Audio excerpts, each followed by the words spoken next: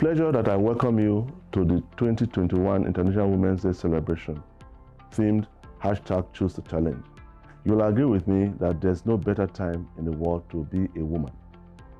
Women all over the world are pushing boundaries, shattering glass ceilings, and breaking into new territories. Just about a week ago, our very own Dr. Ngozi Okonjo-Iweala, Nigeria's former finance minister and coordinating minister for the economy, was appointed as Director General of the World Trade Organization, the first African and the first black woman to ascend to such heights. As a Nigerian and as an advocate for women empowerment, her appointment was such a proud moment for me, which again reinforces this year's theme, Choose to Challenge. As the Chief Executive Officer of Development Bank of Nigeria, I'm even more proud to be part of this landmark event, knowing the strategic role women play as reliable builders of micro, small, and medium enterprises, a segment we are mandated to reduce financial constraints for. So, why is DBN interested in women, you may ask? Because women are the real architects of the society. International Women's Day is a global celebration of social, economic, cultural, and political achievements of women while promoting gender equality. The first International Women's Day happened in 1911, supported by over 1 million people. Today, it belongs to all groups everywhere, advocating the end of all forms of discrimination against women. Last year, on March 5th, 2020, just before COVID-19 plunged the world into a lockdown, we hosted a physical event in Abuja, bringing together leading women and men from corporate and entrepreneurial ecosystems. We had a panel of key industry stakeholders who led the discussion based on global theme, Each for Equal.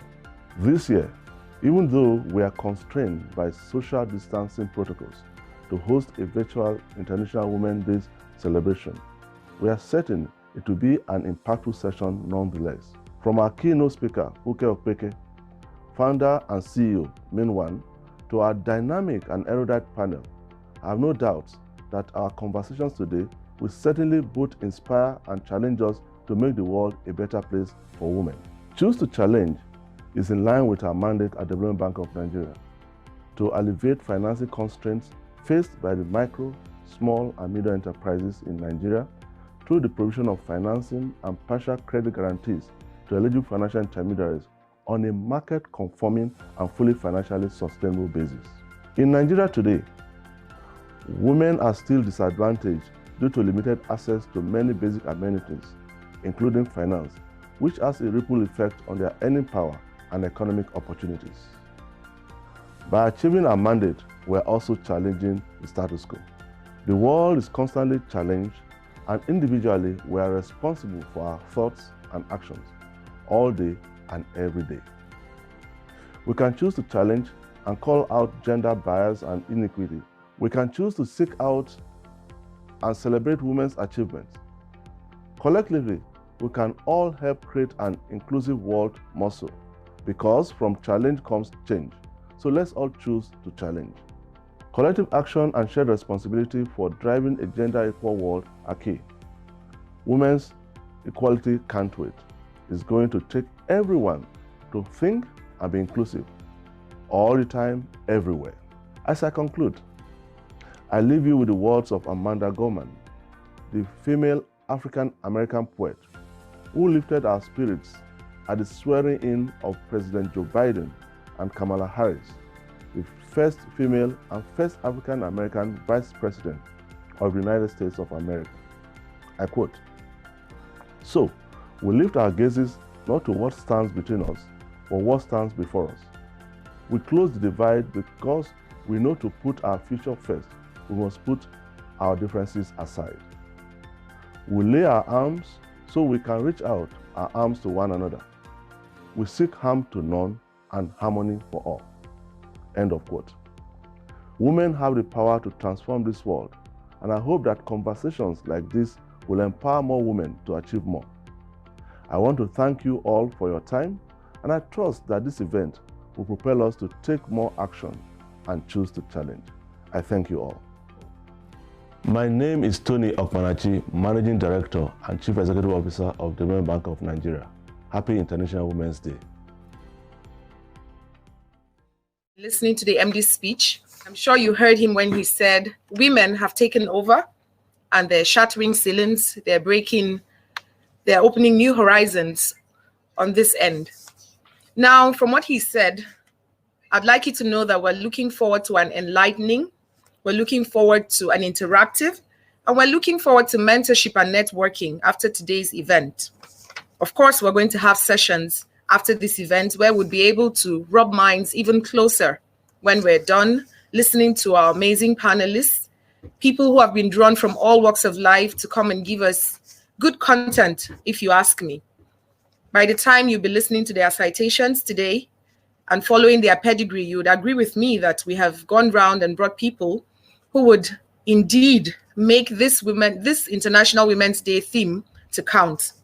The theme, again, if I remind you, is choose to challenge. And DBN is taking it on this topic, the cost of exclusion. Imagine what we have lost not using some of the women we have ignored in the years past. Imagine not having Okonjo-Iweala where she is now if we had her before now. So many things have been lost because women were excluded. But this year we're saying there has been a loss from exclusion. So we're challenging stereotypes and we're promoting inclusive growth. Mind you, on our panelists, on the list of panelists today, we have both genders represented. Before we go on, we're going to have a keynote speaker. So I'm going to be introducing Funke to you, Funke Opeke. Funke is the founder and CEO of Main One. Actually, I'm particularly excited to introduce her because she is in a field that has been stereotyped to be a field for men. However, she has made her mark in ICT. My name is Funke Opeke. I'm founder and CEO of Main One. Main One is a digital infrastructure company that we founded 13 years ago, and we went into operation just over 10 years ago with the landing of the first private submarine cable on the shores of West Africa, where we are the leading provider of commercial data center services in West Africa today. I chose to be an engineer because I was very interested in the sciences going off. I had a certain curiosity, but I definitely was not interested in the biological sciences. And when you looked at the advanced world, we were aware of the upcoming changes that this technology was bringing. And so I was very drawn to that and drawn to study electrical engineering in university. In 2005, I returned to Nigeria as the Chief Technical Officer of MTN Nigeria. I had been gone for almost 25 years at that point in time. So Main One did not just happen. After returning to Nigeria and witnessing the tremendous strides that had been made by MTN and by other mobile operators since deregulation, clearly there was opportunity to participate in the private sector in telecommunications here with the new liberalized regime. Particularly at the time I returned to Nigeria, internet access was still the preserve of very few in our society. And I felt very strongly that if we were to catch up, if the young people were to gain access to the internet for education, if our workers were going to become more productive, we needed to have access to this technology that was transforming the rest of the world, and hence Main One. The financial challenges in the early days, raising that capital, but in particular, raising the first capital was particularly difficult. I would say navigating the terrain in Nigeria, in West Africa, is the next challenge. I mean, when we read all these indices about ease of doing business and where Nigeria is placed, I said, there's a reason for that. And if you're not trying to achieve great things or transformative things, sometimes you don't really recognize the impact of that. However, I don't want to make it all about challenges, because there is a flip side.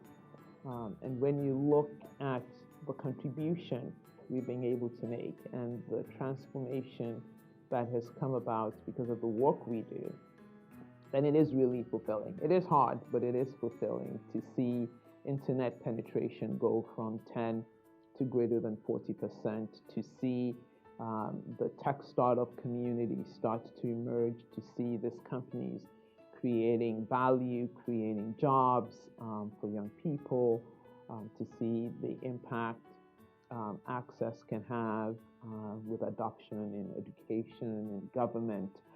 Still early days, we feel, in terms of how far we would like to go and the vision that we have for full penetration in the region.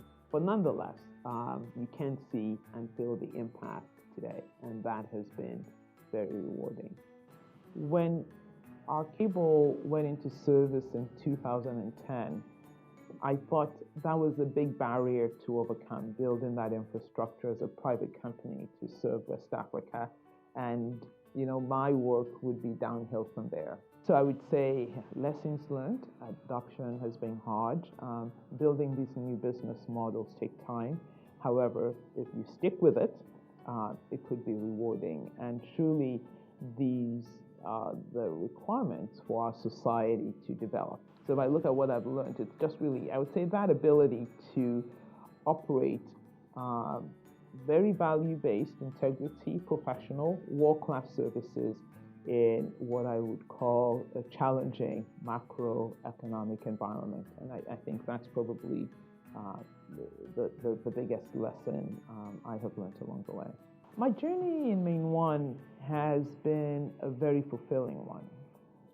And when you reflect on the theme for this year, choose to challenge, certainly starting MainOne as a private company, my chairman, when I first floated the idea, said, no, that's what governments do. Why would we want to invest private capital to do that? And look at the amount of capital you want to invest. But we have challenged the status quo.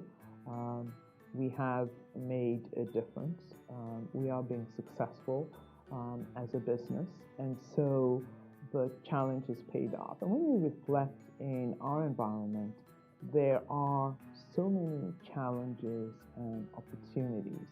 And Nigeria is going to develop when we all bring the best of ourselves and our capacity in our current roles to look at the broader challenges we have as a society and what impact we can have in changing that. It's not somebody else's challenge. No one's going to come in and do it for us. The reason why a young person in Nigeria does not have access to the same services, to the same infrastructure, to the same quality of life, and access to opportunity that someone living in a more advanced economy does. And if we start focusing on creating those opportunities for ourselves and for people around us, then indeed we're choosing to challenge and can transform our society for the better. I wish everyone at the Development Bank of Nigeria and the audience at this celebration a happy International Women's Day. Thank you very much.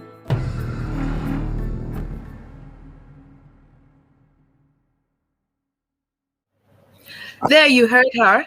There were challenges, but she chose to challenge. And then we have her on the ICT gang, high up there, making her strides and making impact in that industry. I guess everyone has learned or picked the thing from everything she said in her keynote address to us. Now, taking it further, I'd like to remind us that DBN is a bank that babies MSMEs, and today would be a day they can take it a step further when they interact with our banks later, where they can access loans, where they can take their businesses further. And one of these that they did in Benin is what you're about to watch. There's a short documentary that will be coming up after now, and that documentary will tell you what DBN is doing in Edo State, in Plateau State, in Niger, all over the country. They're just alleviating financial constraints in whatever way that they can. Please listen to the next video to confirm what I'm saying. Thank you. Development Bank of Nigeria, financing sustainable growth.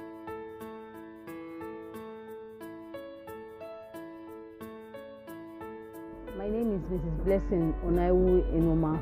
I'm an entrepreneur. I deal on wigs, weave-ons, also cosmetics and jewelries. They say looking good is good business anyway. But I mean, personally, I'm somebody that likes looking good and things that especially jewelries. But apart from clothing, those other things like weave-ons, things that makes lady come out beautiful.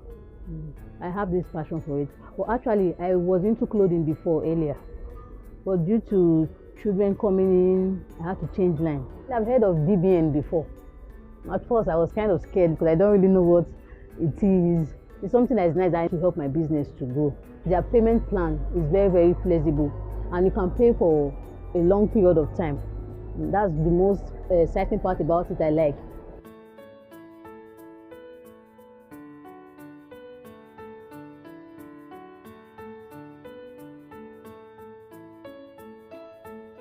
Thank you, DBN, for taking me and my business to the next level. Development Bank of Nigeria, financing sustainable growth. There you heard her, there you saw her, a very happy beneficiary of what DBN is doing all over the country. They're making it better for women, for men. They're taking their businesses higher. They're babying our MSMEs, but they're making sure that they're not staying as babies, but they're growing them. Now, not just in Edo, but all over the country, like I said, we just picked this one to give you a cue of what we can gain from DBN for those of us who are logged in and hoping that they can get DBN to support their businesses.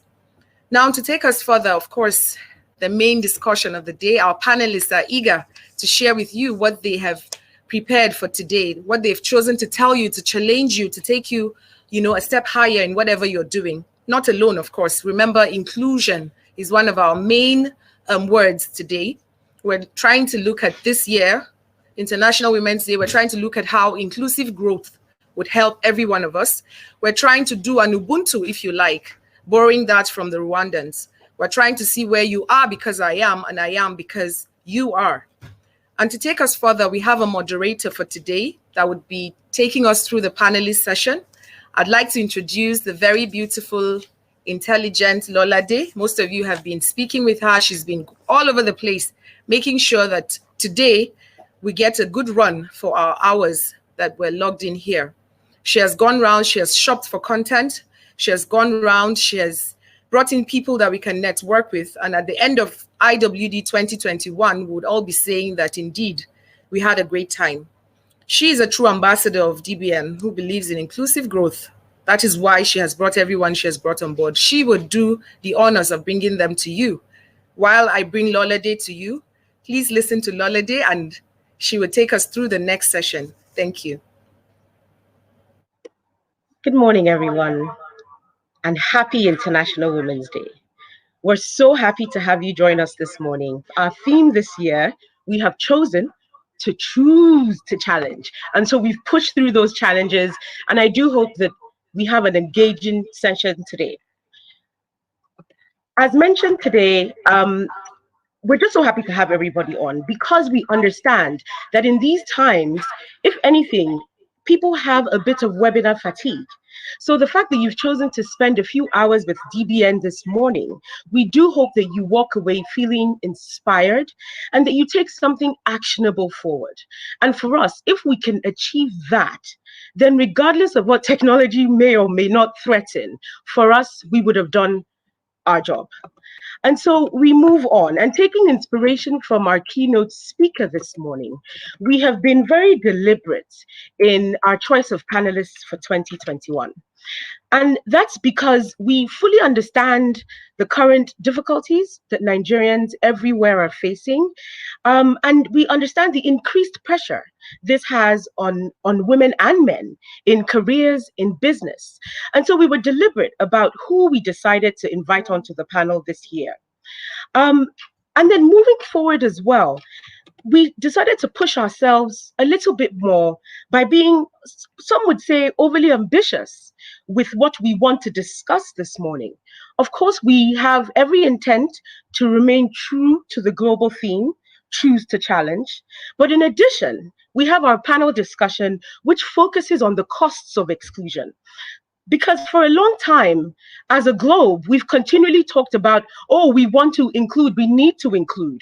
But then this year, we're trying to explore the flip side of, if we don't do that, then what does that mean?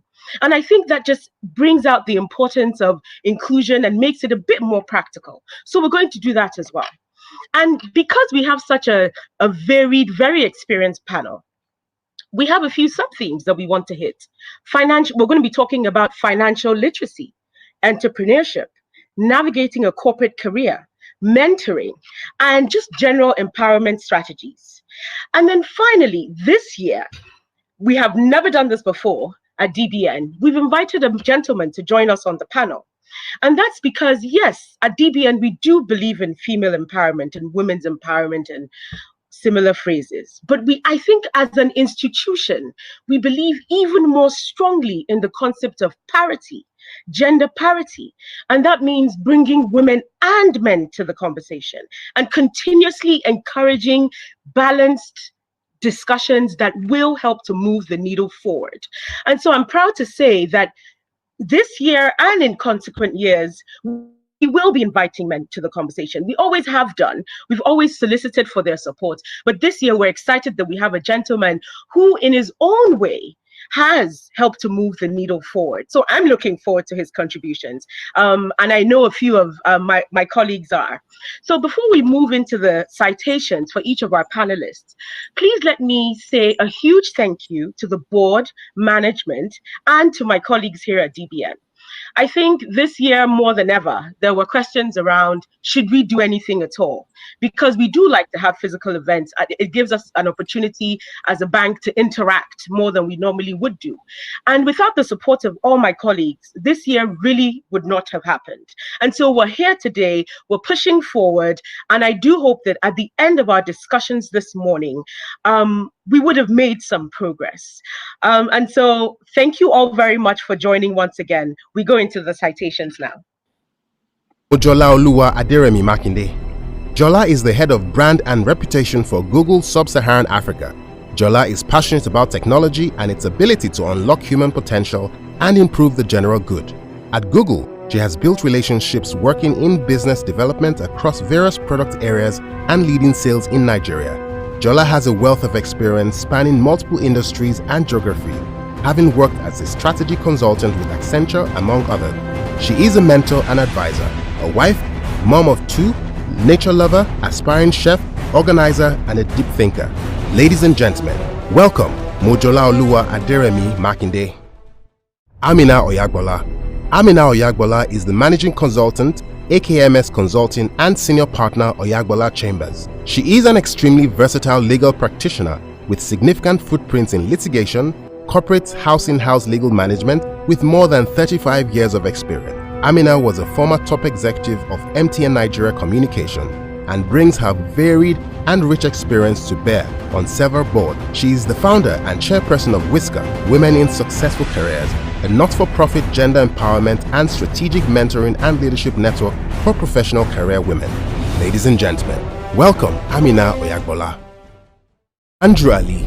Andrew Ali is the CEO of Southbridge, a full-service pan-African financial solutions and advisory firm servicing public and private clients across Africa. Andrew is a finance professional with over 30 years experience in both developed and developing economy. He has been investing in Africa for the past 30 years with billions of investments made in 30 countries. Andrew, who was president and CEO of Africa Finance Corporation, also spent over a decade with the International Finance Corporation, where he held several senior positions, including the country manager for Nigeria, South Africa, and 7 other countries. Ladies and gentlemen, welcome Andrew Ali. Nkem Okocha. Nkem Okocha is a social entrepreneur and activist.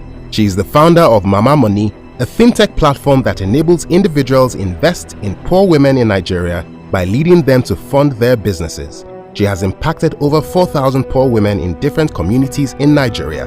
Nkem is an emerging voice in community development with focus on economic empowerment of low-income women. She is passionate about helping poor women break the cycle of poverty. She does this through provision of sustainable livelihood skills and access to finance. Ladies and gentlemen, welcome Nkem Okocha. Good morning, everyone. It's great to see you all. I think we're just missing Nkem, but I'm sure she will join us in a few minutes. Thank you once again to our awesome panelists for accepting and joining us this morning. I'm going to jump right in. We've had a few technology challenges, but I'm happy that we're all here. And so we're just going to get going. And Mrs. O, as I have chosen to call you this morning, we're going to start off with you. And yes, and based on your experience at Whisker, actually, we're looking forward to the gems that will be dropped. Can I just say that? So, okay, so let's go right into it. So, we now know that the answer to the infamous question, "Can women have it all?" is yes, we can, but not at the same time. Now, Mrs. O, what advice do you have for women in careers as concerning knowing when the right time to pivot or ease from one phase to another arises?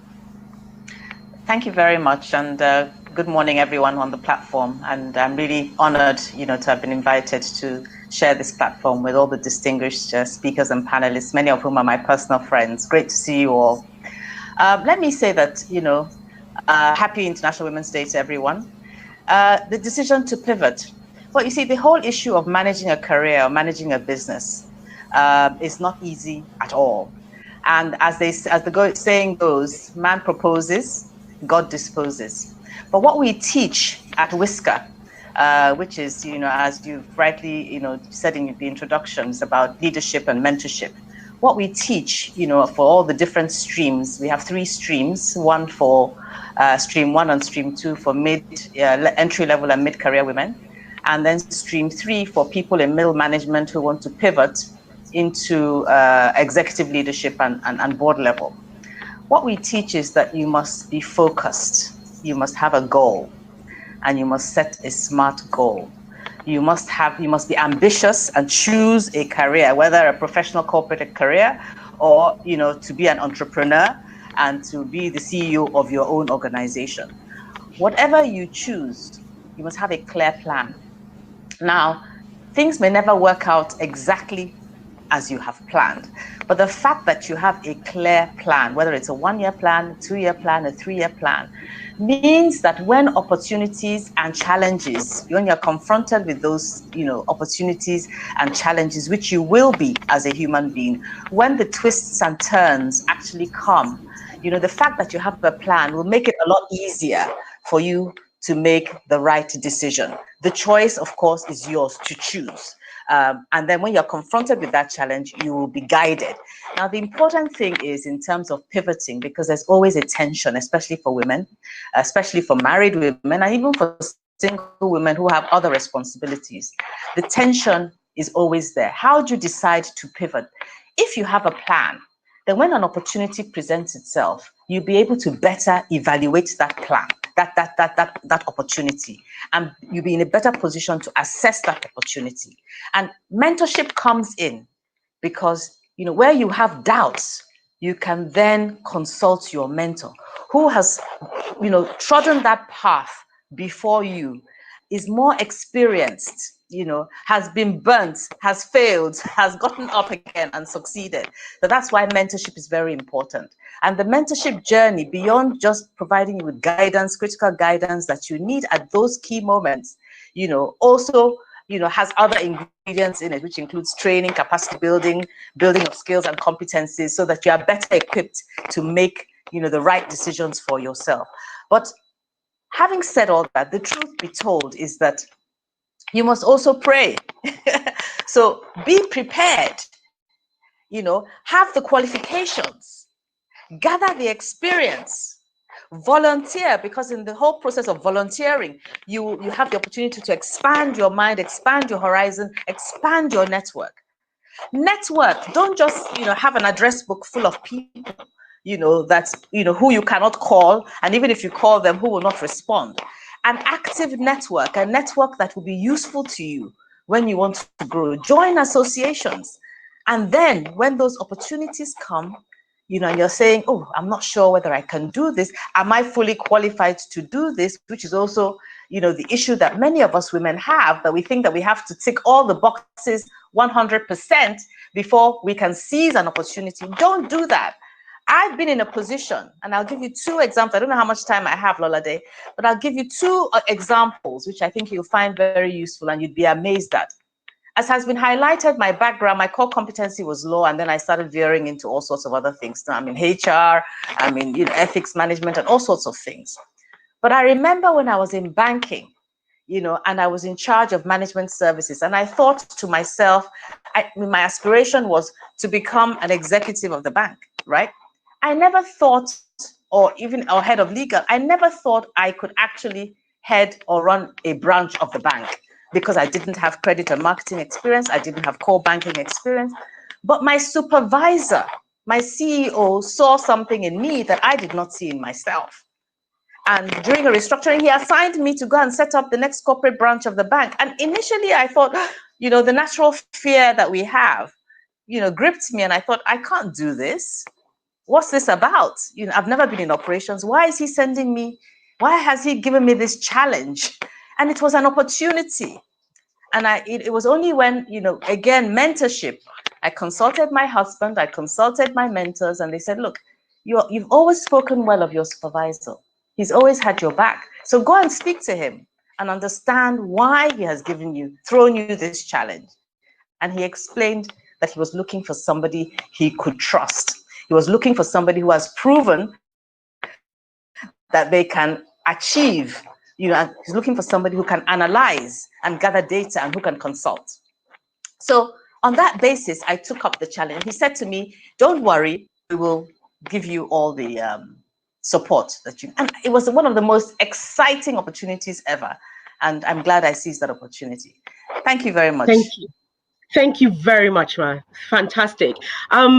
This is why I got excited about this panel, because I knew I was going to learn a lot. And it's fantastic that you touched on mentoring, because that's something we're going to talk about as well. And also, you didn't name it, but something that we now refer to as imposter syndrome. I'm not going to go into that too much now, but we'll come back to that in this discussion. But very, very key points. Next. And I'm going to Nkem next, because you spoke about planning and the importance of planning. Now, Nkem's career trajectory is one that I have marveled at continuously over the past few years, just because of where she started out, the things that she did, and where she is today. I find her to be quite a powerful force, because she is creating the kind of impact that we need, not in front of, she has been in front of cameras internationally, but on that rural, local level, Nkem is the lady to talk to speak about. And so, Nkem, I come to you this morning. You started your enterprise, your organization, Mama Money, because you saw a gap in the market. There was a need for rural women to secure financing. And so you created a microcredit scheme, which proved to be a runway success, of course.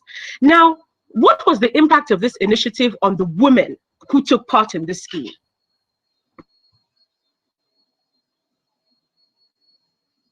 Good morning, everyone. Can you hear me? Okay. Good morning, everyone. Happy International Women's Day. Thanks to DBN for having me. And Lolade, thanks for bringing a man on board. Because for us, interestingly, 2 weeks ago or 3 weeks ago, we had our first Papa Money. So we call him Papa Money because someone shared the story of a 72-year-old man who is a truck pusher, and he literally makes about 1,000 to 800 naira a day. And the person that shared the story with me is like, Mama Money, what are you going to do? I'm like, for this man, we are going to make an exception. And we did, and we set up a small grocery business for him. So then to Mama Money. So for me, for everyone that has heard my story. I started Mama Money because of my own mother. So she is a widow. So we lost our father like 21 or 22 years now this year. So for women like my mother, they found it difficult to access credit because for them, they don't have collateral, they don't have transaction history, nobody. They attempt high risk, nobody wants to give them money. So what I did was to go and start in my community. I started in my community in Kokomaiko, and we started this. First we trained them, and when we trained them, they started asking for money, and that's why we started the microcredit scheme, and it's been awesome. So we've been able to fund, we've impacted not 4,000 but over 7,000 women across Nigeria. We've funded 1,000 up to 1,500 women across different communities in Nigeria: Kano, Kaduna, Borno, Sokoto, Bauchi, Makurdi. So, and if you go on our social media page, you need to see the stories of these women. So for some of our women, they've been able to train their children. So when we give them this money, we make them understand that, see, this money, it's for you to grow your business and not for you to eat.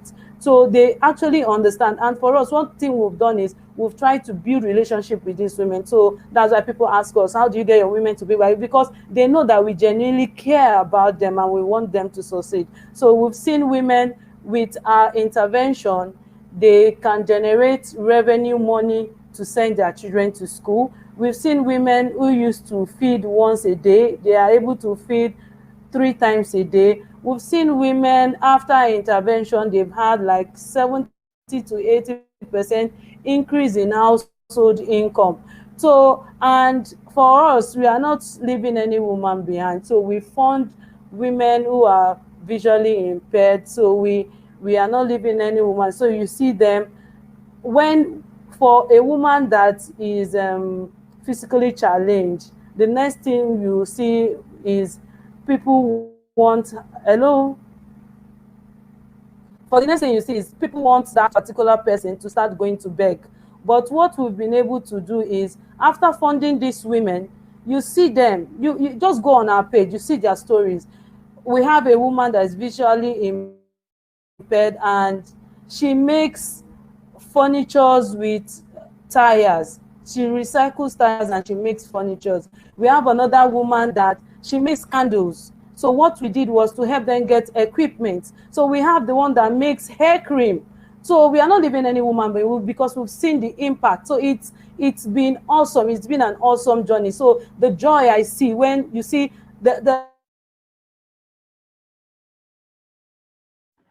I think so that's what keeps us going, and that's what keeps us pushing to empower more.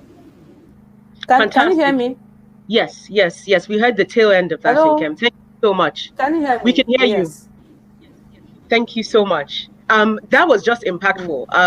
And I do hope that we're all sort of following the trajectory of this conversation already. So we've touched on financial literacy and its importance. We've talked about, in fact, Nkem, through her work at Mama Money, has clearly ticked off quite a few of the SDGs. I tend to think in SDGs as a sustainability person, but already, you know, we are seeing true impact. And still on impact, I'm going to go to Andrew Ali, who we're excited. I'm still so excited to have him on the panel this morning. Thank you and welcome. Thank you for accepting. And we're looking forward to what the things you're going to say to us this morning, Mr. Ali. So basically, you're a finance guru. So you're a man heading a man's world. However, especially with your career at AFC, we saw you mentor, support, and grow women that today are industry leaders in their own rights. Some of them have moved out of finance, some of them are still within the financial network, but they're doing very, very well and very confidently.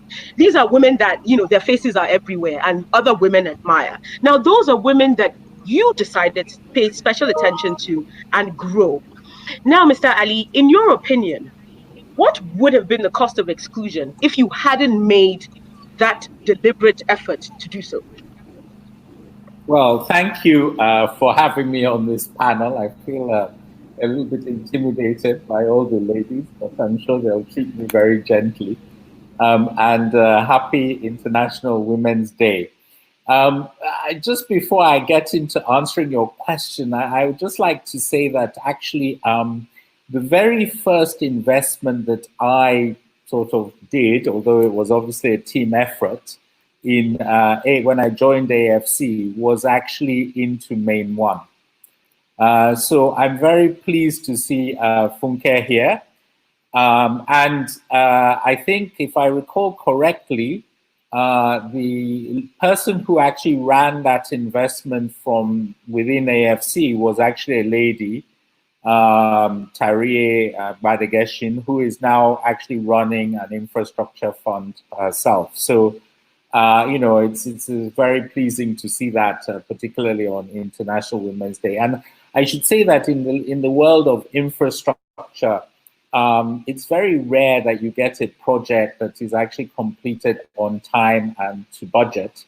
And again, it's a long time ago, but if I recall, Funke was able to achieve this. I think maybe she was a little bit like $5 million over budget.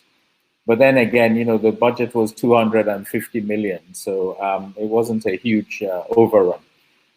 So I'm very pleased with that. And obviously the success that has come to Main One since then, and the developmental impact that it has brought in terms of opening up the internet and data centers for all of us in Nigeria.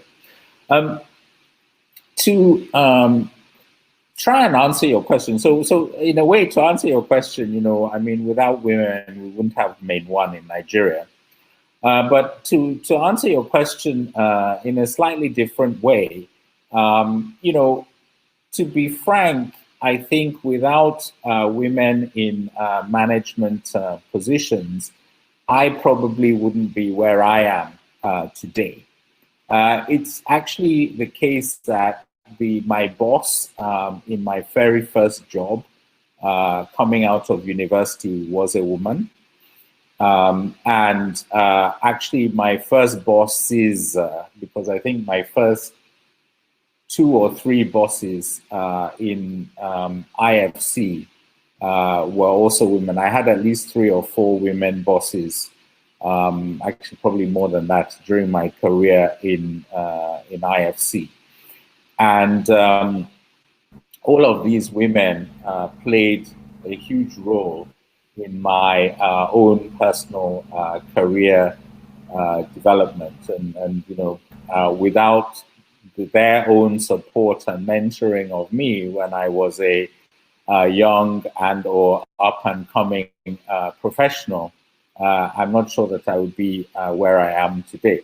So, to the extent that people may believe I've at least contributed something myself, those contributions are all due to women. And that's even before I start to thank my mother and, the other various women in my life, maybe not quite professionally.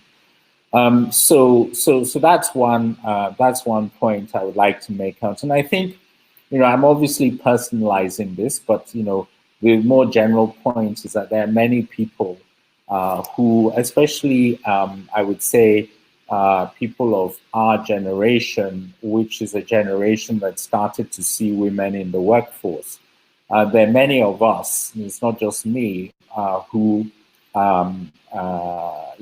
depend on, or whose career path depended on women. And again, I can think of both members of my cohort into Coopers and Lybrand, which was where my first job was, who have achieved some measure of success today, both men and women, and also people in the oil, gas and mining department in IFC, which was where I first joined, and had 2 women managers back to back. And again, when I look at the success of many of my contemporaries, so it's not just me, and the impact that they have had, that's quite something. More generally speaking, women make up half of the population of, give or take, of most countries. And if women are not able to reach their full economic and social potential, then that is actually going to have a huge impact on the productivity of those countries.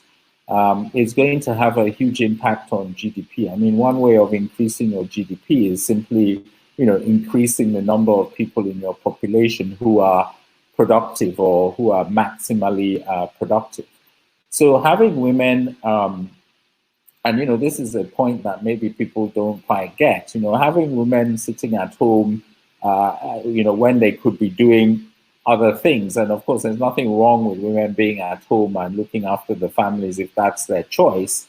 But having them doing that when, they would rather be doing something else that is, more economically mainstream, let's say, and sort of not allowing them to do that or not allowing them to reach their full potential is actually, having a big impact on our economy and our country. And I would say that, if you take Nigeria, certainly, women are not allowed or not able very often to reach their full potential for various reasons.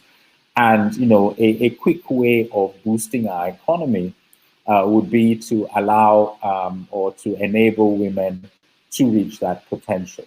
So for me, it's very important. And whatever I've done in terms of supporting women is just my own little contribution to that. I'm glad that that has been recognized. Unfortunately, there are other things that, I would have liked to have had a lady as an ED when I was in AFC. We didn't succeed. We tried quite hard, actually, when a vacancy came up, but, for various reasons, we didn't succeed. So it's not always been successful, but certainly throughout my career, I've always tried to make sure that women get at least a fair shake of the dice compared with men. Thank you. Thank you so much, Mr. Ali. And it's a journey, and which is what I would say. It's a journey, but we need more people that think like you do on the journey with us for us to really move that dial. So thank you very much. Jola, I come to you next. And as I asked Jola her question, I think in my mind, we're then moving very nicely into what I would call the practical aspect of this panel discussion today. And I did say that for us, a big win out of today's panel discussion would be for people to go away, not just having listened, and maybe some people might be inspired or motivated, but actually giving them handy tools, tangible things they can sort of action. And so, Jola, you're a busy mom. You're a career woman who has a super active role. So pre-pandemic, you were literally on the road, both within and internationally, quite a lot. But then you managed to juggle it all. And of course, you're a woman in careers, but we know that Google, for example, has a Women's Will program. So the program is called Women Will, rather.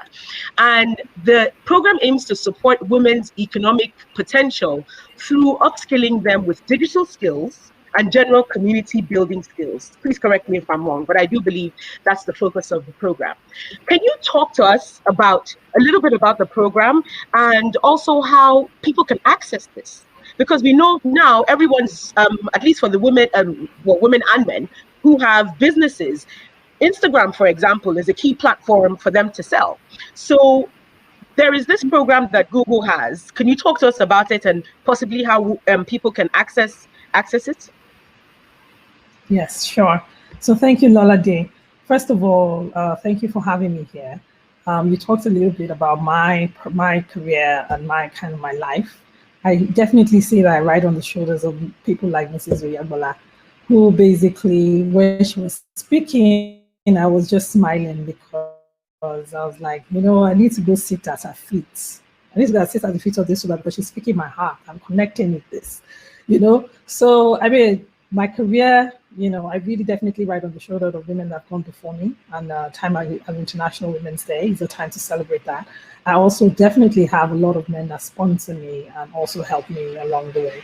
So I really love, like my mommy said, I really love the fact that we have, Mr. Andrew Ali on this panel, because it's not a job for women alone. It's not a cause for women alone. It's a cause for all of us. And without, everyone on the table, we really cannot move forward. So thank you for having me.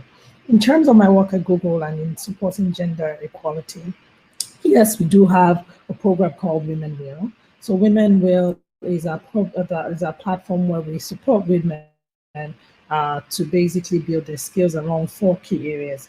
So one is leadership, digital literacy, workplace, and entrepreneurship. So we support women along all those 4 key areas, using technology, using programs, and via communities. So we have over 26 Women Will chapters across Africa, and these Women Will chapters are basically situated within communities. People can access it by going to a bit.ly link. So if you go to a bit.ly link, bit.ly/Women Will Africa 21, you will be able to see some of the recent initiatives around Women Will Africa. But much more Jola, than can that, you take that link again, please, just for again? people? I speak quite fast, so I'll repeat that. So it is bit.ly/Women Will. So bit.ly is like the short form link platform. bit.ly/Women Will Africa 21. So 21 being 2021, but 21.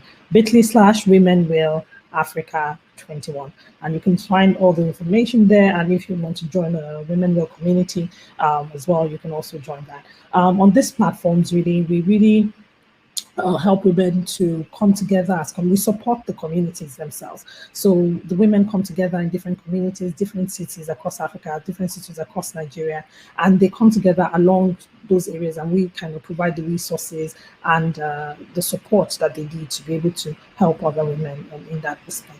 But much more than that, I think what I wanted to also mention today is, I jumped off a Google event that we're having as well to support women, right? So we had an International Women's Day event, and I just jumped off a call where I was making an announcement about how we're launching a Google Impact Challenge. So I couldn't tell you all this because it was letting the cat out of the bag. So we're launching a Google Impact Challenge for women and girls, and this is for organizations that are supporting the economic prosperity. Mama Money, I'm looking at you, you must apply.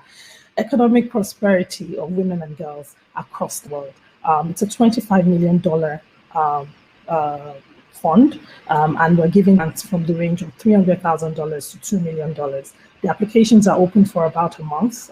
Sometime in April, that application is going to close, and we have a number of judges. We're going to go through a selection process, a very rigorous selection process to kind of pick the winners for that. It's a global impact challenge. So, but Africa is well represented on that, and we have African judges on that as well. Nigeria specifically, we have Our Excellency Mrs.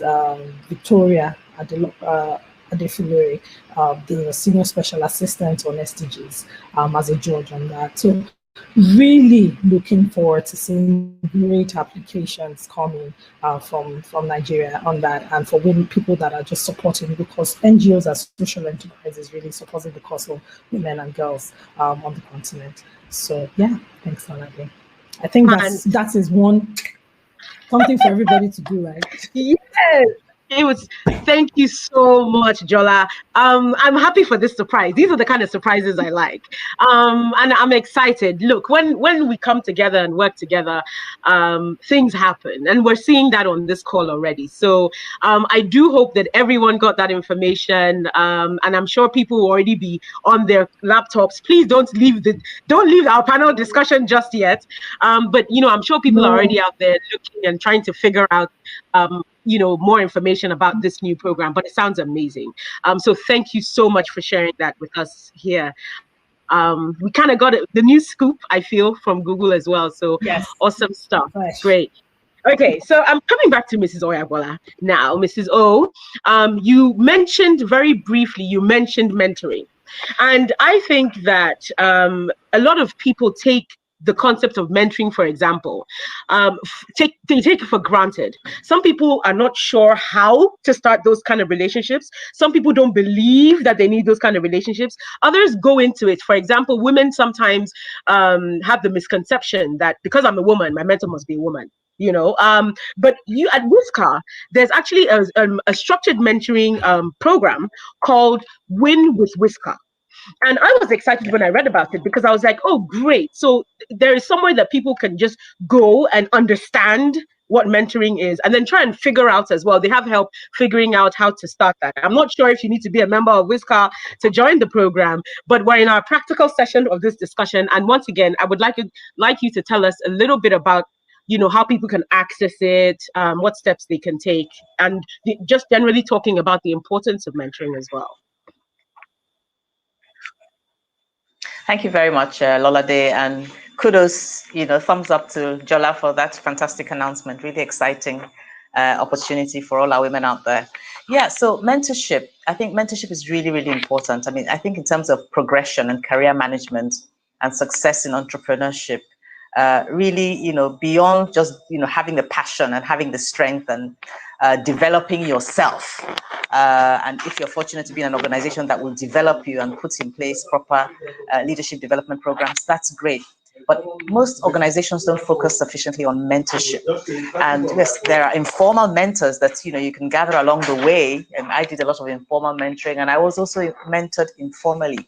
I cannot say, I'm not in a position actually to say, like Andrew did, that I was mentored by women. I wasn't, which is part of the reason why, I conceived of establishing Whisker. All my supervisors throughout all my entire career, would you believe, every single one were male. I've never had a female supervisor, and I felt there was something wrong with that. And I also, didn't find that I got sufficient support from the few women that were in the organization. And I don't hold that against them. The truth was that they were all challenged, grappling with juggling all the balls and so on and so forth. So they couldn't take on any additional responsibility, which is why structured mentorship is really important. Structured mentorship we create a formal process. We curate and design a formal curriculum and program that actually meets the specific needs of the interest group, depending on where you are in your career journey. So, Win 1 addresses a certain segment, Win 2 another, and Win 3 another. Win 3 we actually just launched early this year, and we've just completed the pilot, and the results were amazing, even though I say so myself. And all the other programs have had a transformational impact. And really, we need to be hearing the testimonies of the people and the beneficiaries who've gone through the program, who can speak to it. If you are interested in formal and structured mentorship, you should just go to www.whisker.ng or send an email to info@whisker.ng. And we have a website. If you go to our website, www.whisker.ng, you'll get all the information that you need. And yes, we would like people to join Whisker as members as well, beyond being on the core structured mentoring program, which is limited in terms of how many people and how many intakes we can absorb, on a year-to-year basis for various reasons, including costs. So I don't know whether your institution can support us in that regard. Beyond that, we also, because our model has been proven to be so successful Whisker is now 13 years old, we have actually started collaborating and partnering with some support from donor organizations, with corporate institutions. And what we do is that we go into a corporate organization. We've done that with some financial institutions, some banks, and we've supported them in two ways: help them to mentor their female talent pool to accelerate their progression up the ladder, and also helped financial institutions to help to build capacity and to mentor their female customers and SMEs, which has also proven to be very, very, very successful. So that's what we do. But the beauty of the mentorship is that is the matching process. That's really the key. And it's a challenge as well, because there aren't enough women in leadership. There aren't enough women who have been successful. And the few that are there are extremely busy. So getting the commitment and dedication from successful women who really will be bending over backwards and making that sacrifice to assign them to these mentors under very clear guidelines for a period of time is the challenge. But I have to say, several women have stepped up to the plate and have been supporting us all these years, and that's why we're successful. So we'll be coming to you as well, Jola, and you, Lolade, very soon to join the fold and to support, the program, as mentors, or, if you also need support, depending on where you are in your career journey, we'll be happy to also support and help.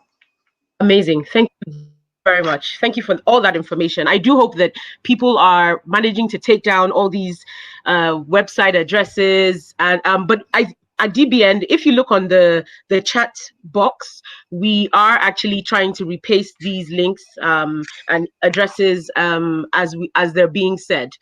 So please just let us know if you have any issues, and we'll take care of that.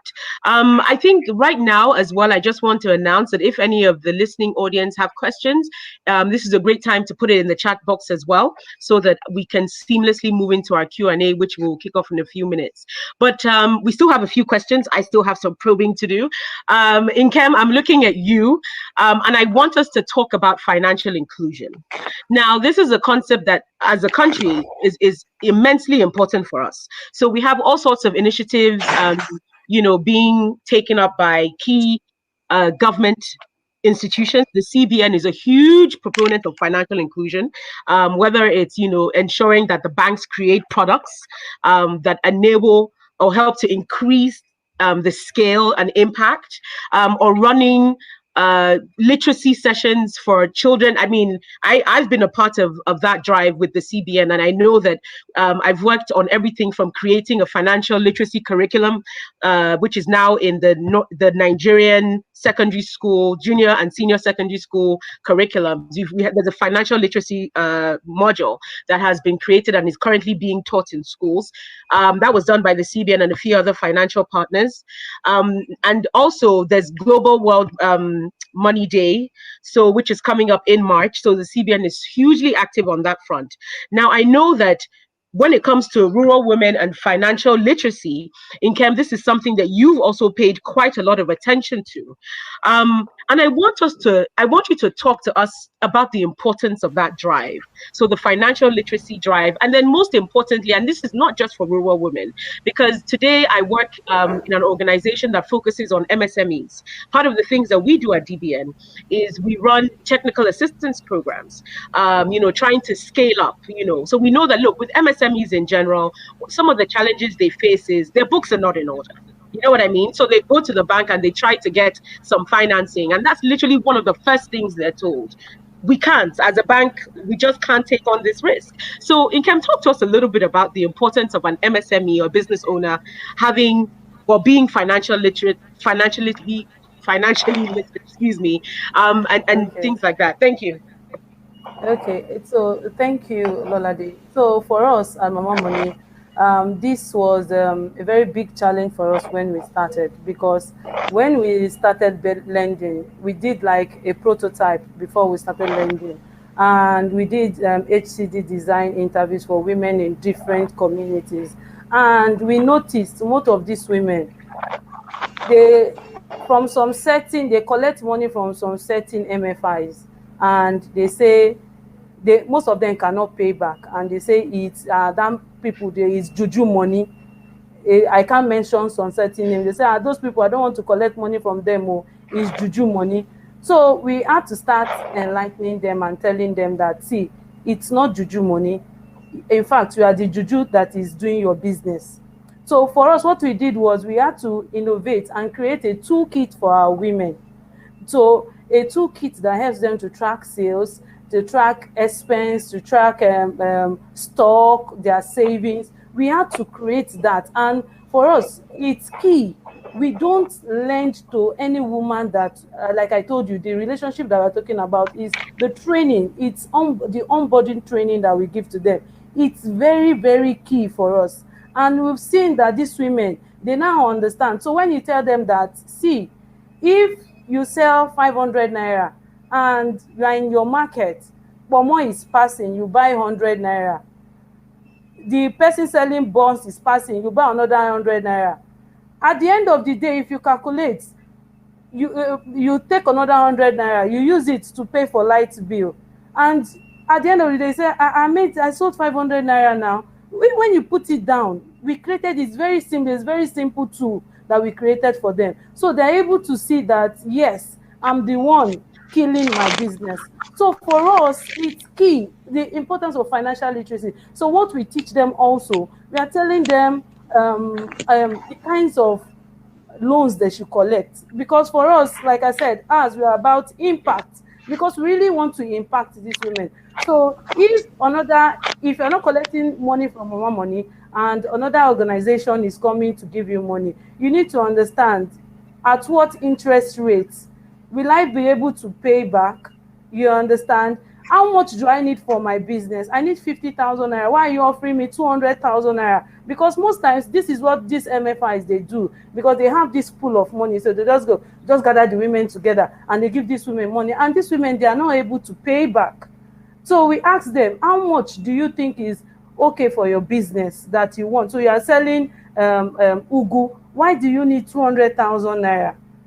Because definitely if you have that too much money, you start using it to buy Ashoebi and the rest. So we teach them the importance of financial literacy. So the kind of loans they should collect, they should do. If you don't need money for business, don't accept it because somebody has just come and a friend just comes to tell you that this organization is giving us money, and they're like, we need you to complete our group, come and join. That's what they do. And they join, and this woman doesn't need that business. She's okay with a 30,000 capital. So we tell them the importance of the kinds of loans, the interest rates. So because we have a lot of loan sharks out there, they are there, that because they know that these women are desperate, they cannot go to commercial banks, so they want to exploit them. So we tell them, no, if it is above this interest rate, look at the interest rate we are offering. If it is above this interest rate, no, don't accept, because you'll be indirectly killing your business and you won't be able to pay back.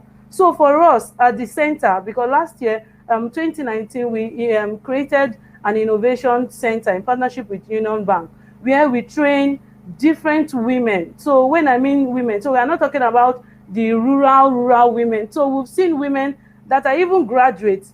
They finish school, but their husband will not allow them to work, and they are staying in the house.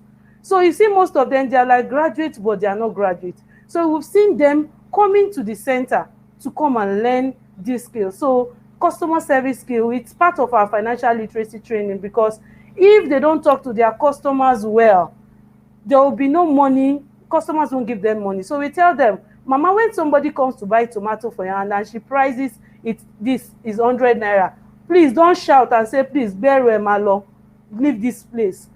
Let her know that, see, I can't give you for 100 naira because it is costly and this is the rate I'm getting it at the market. Talk to them politely.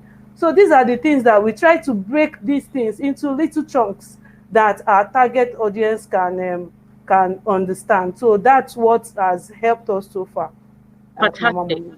Fantastic. Nkem, thank you very much. I think you've made it as practical as possible in terms of understanding the importance of financial literacy. And I do hope that, as I said, this is advice not just for rural women, but MSMEs in general. And I do hope that, people in business can take one or two things away in terms of understanding the whys behind certain things. And I'm going to come back to Mr. Andrew Ali, actually. We're moving now, audience, we're moving a little bit away from the practical sessions bits and more into, I think, just trying to talk about the experience that our panelists have had and the things that they're sort of doing in different capacities. Mr. Andrew Ali, we know that you're a trustee of the African Gifted Foundation. This is a charity working to provide educational opportunities to young women across Africa. So now, as women, Women's Day is not just for women in careers or in business or in midlife. A huge part of it is starting those conversations quite early. And the African Gifted Foundation focuses on training young girls in STEM subjects. Now, I think our question today is just, why? Why did you think that this was an important segment, women's segment, to sort of focus on? And why STEM?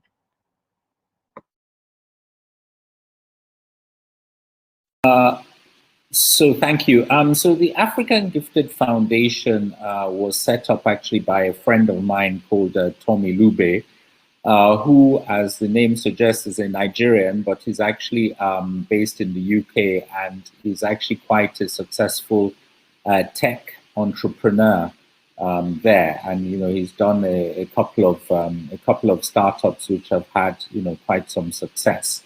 I think actually he was a few years ago he was named as the most influential Black person in the UK. He's been on the board of the BBC and just got elected as chairman of the Rugby Football Union. So a very impressive guy. And, his background is in engineering, science and technology. And my own first degree was actually in engineering, electrical engineering and electronics. And although my career has been more in finance and business, I found and continue to find actually that the scientific education that I had early in my life continues to serve me very well. The principles I learned during my engineering degree, even today, I apply them in some of the things I do in finance, business, etc. And then, in addition to that, the actual mindset that a STEM type of education gives you, I think, is very sets you up in a way that helps you with success. And after I did my degree, I sort of did some chartered accountancy with Coopers and Lybrand. And the interesting thing was that the pass rate in the UK, I don't know if it's the case now, but certainly when I was doing it, the pass rate in the UK chartered accountancy exams, the highest pass rate wasn't with the people who did accounting degrees, but it was with the people who did maths and engineering degrees. Just to give you some idea. Anyway, so that's one thing. The second thing is that, if you're looking at developing a country, again, it's been shown that educating women, and, to be fair, most of these studies are around more basic, primary education, secondary education, but educating women is perhaps the single most effective thing you can do in terms of developing a country. And, some of what Nkem was just saying about women's financial inclusion goes to that. So, if you educate women on how to make money and how to manage the money that they're able to accumulate and save tends to go more to sort of educating their children, their children's healthcare, etc., than, I'm sad to say, than if the same money ended up in the hands of the men in the family, where it tends to maybe end up more in the beer parlor or wherever.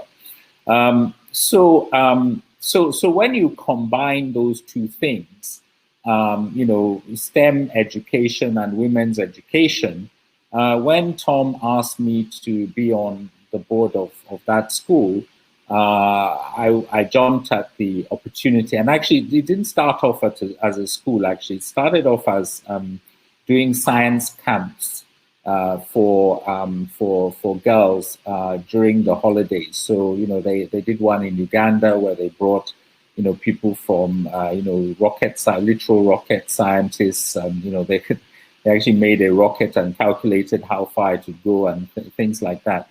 But then they started the school. It's a small school. It takes on about 25 girls every year. There's no, there's no slackness allowed just because they're girls. So they have to do the A-level syllabus, which is normally done in 2 years. They do it in 1 year. Then the school also looks to place them in universities and, where possible, to get scholarships. And, we've had girls go to University of California. Quite a few have gone to the University of Edinburgh. Some have gone to African universities, including some in Ghana, etc. And, the idea, of course, is that, these girls get to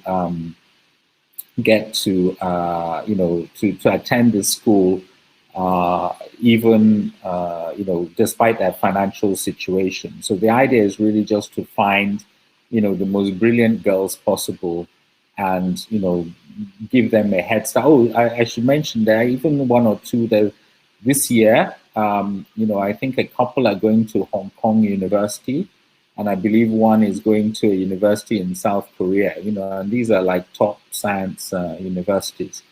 So, anyway, the idea is that your financial situation shouldn't really affect that. And I mean, some of the girls, obviously I won't go into personal details, but some of the girls have come from, extremely deprived backgrounds, but have, managed to get through this. And as I said, it's a tough program. It's not like, very soft, because you have to do all these things. I did some of these subjects for A-levels. I took 2 years and I struggled to do it. So, it's a tough thing. But yeah, I mean, it's also, I think, very worthwhile to see the girls,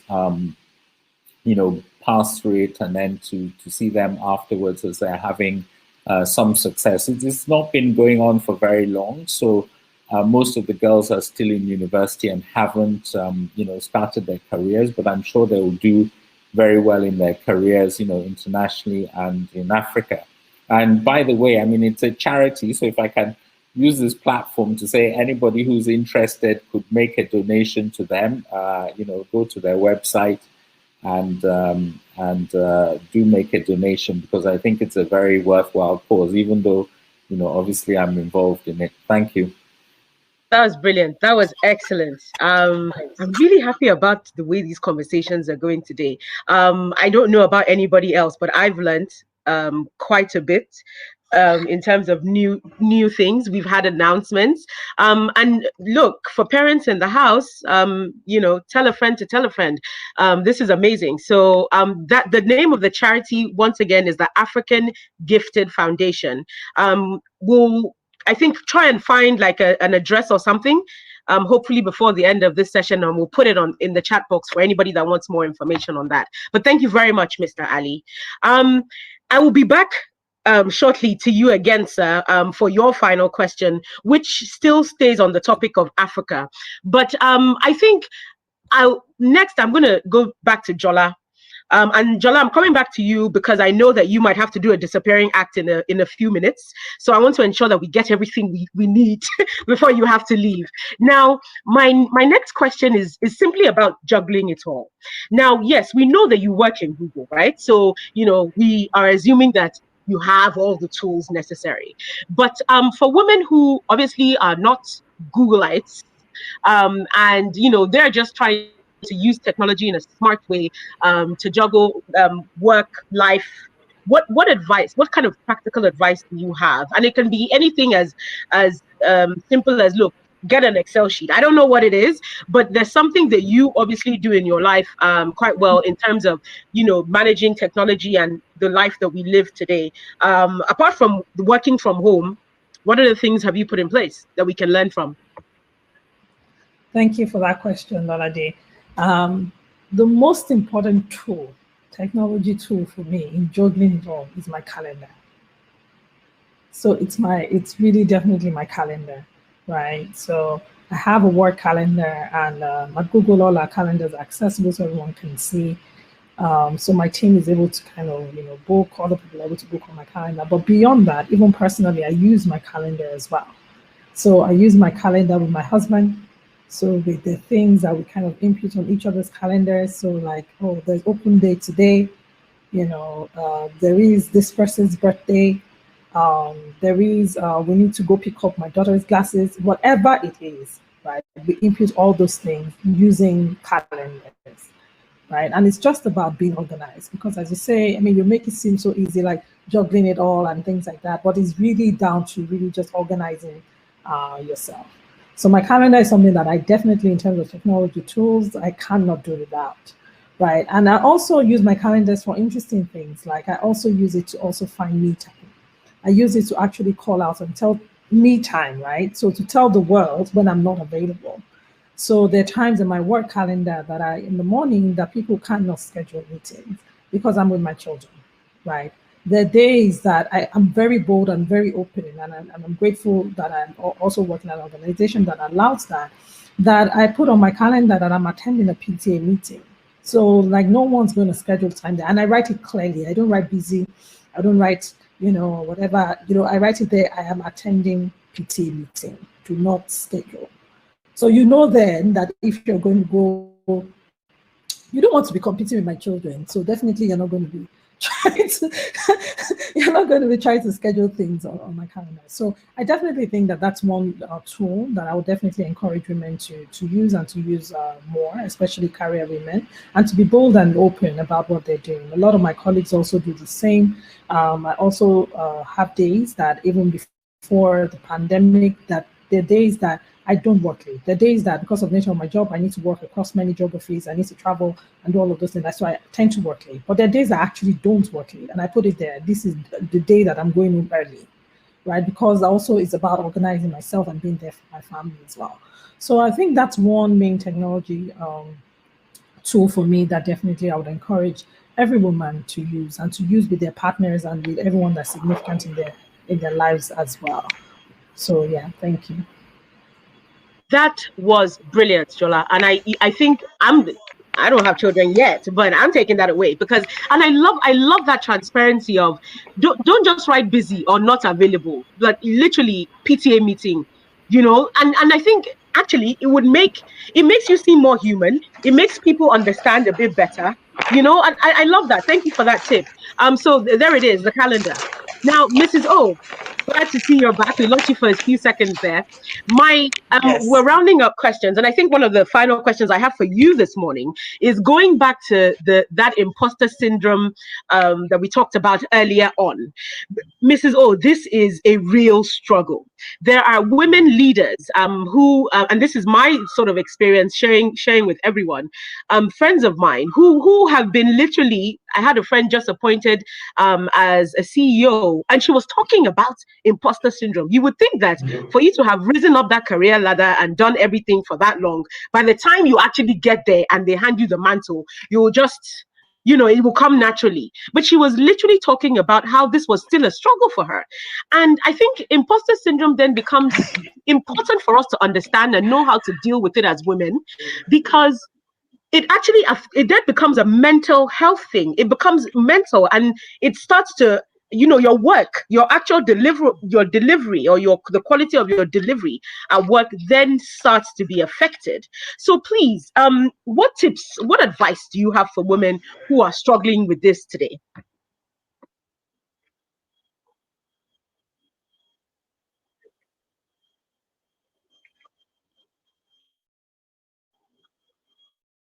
Hello, Mrs. O? Oh, I think she's frozen. Okay. Yes, I think it's really is that or any challenge that you're confronted with. My view of. Can you hear me? Can you hear me? No. Can you hear me now? Yes, we can hear you now. We can hear you now. Hello. We can hear you now. Okay, great. I said, okay, super. Okay. Can you hear me? No, yeah. Mrs. O, you. Okay. Okay. So I think this is a really important conversation. For me, what I teach. Can you hear me now? No, Mrs. O. No, Mrs. O. Why don't you try jumping off and? No, Mrs. O. We can't hear you. Do you want to try and jump off and jump back in? Okay. Whilst we wait for Mrs. O to come back, I'm going to go back to Mr. Ali. I did discuss that. I did mention that I wanted to ask you another question based on staying within the African continent. Mrs. O, we'll just. Are you back on? So sorry. Okay. I'm back on. I don't know if you can hear me. We can hear you now? much better. Yes, please go ahead. Can you hear me now? Okay, great. Yes. Okay, so I think this whole issue, first of all, everything in life is about perspective. Everything's about perspective, and fear is a natural phenomenon for everybody. So the question is, whenever you are gripped with fear, should you be so afraid until you get frozen and cannot act, or should you reach out to people who you think can help you through to overcome that fear and that challenge? And that's where, again, I think mentorship and coaching really, really helps. So my philosophy has always been to share the burden.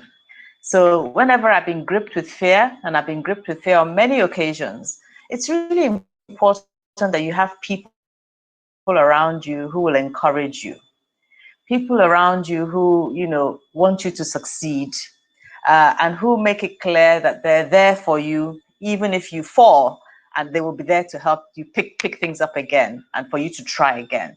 I come from the school of thought that fear is healthy, and that you should not allow it to make you freeze.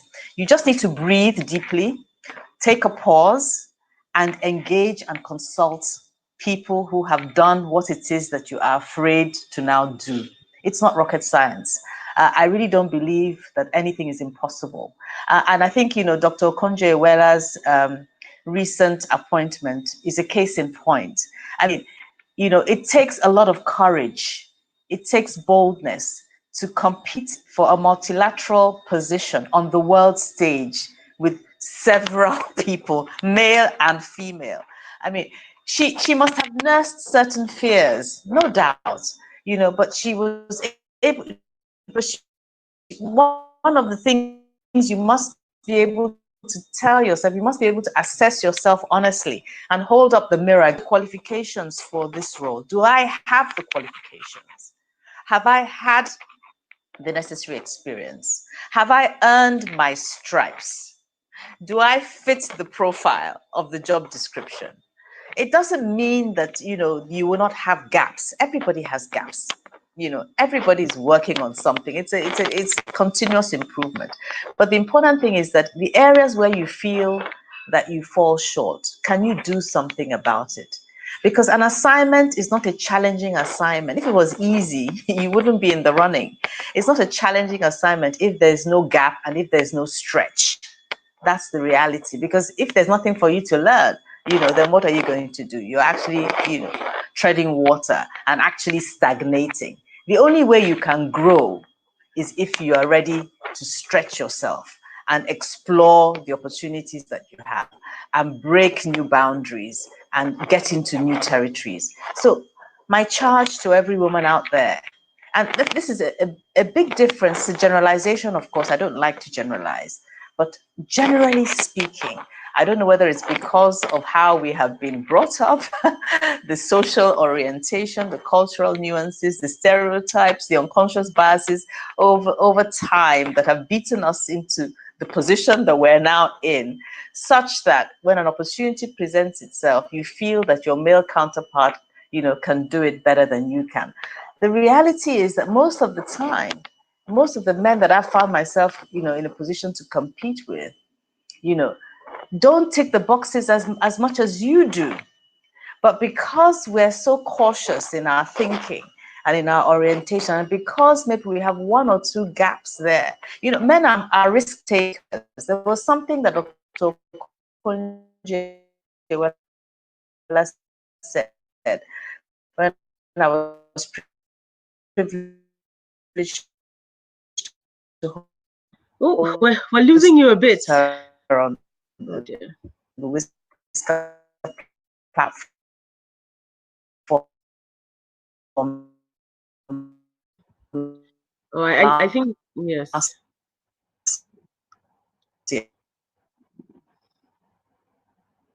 I think we might have lost her again.